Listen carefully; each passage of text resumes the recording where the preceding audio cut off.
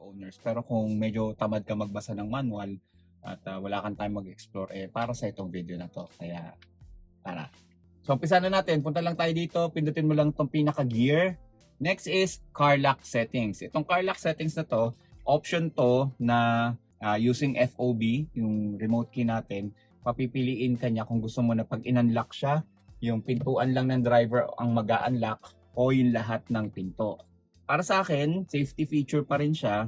Ang setup ko o ang pinipili ko is driver door unlock. Lagi. Bakit? Normally ako lang yung mag-isa na sumasakay dito sa sakyan na to. Safety feature na yon na pagka nag-unlock ka, hindi ka masasalisihan na may ibang magbubukas ng pintuan. Ngayon, kung paano kung may kasama ka, so ang gagawin mo lang is pagka-unlock mo, press mo uli yung unlock button, magbubukas na yung lahat ng pintuan kung may kasama.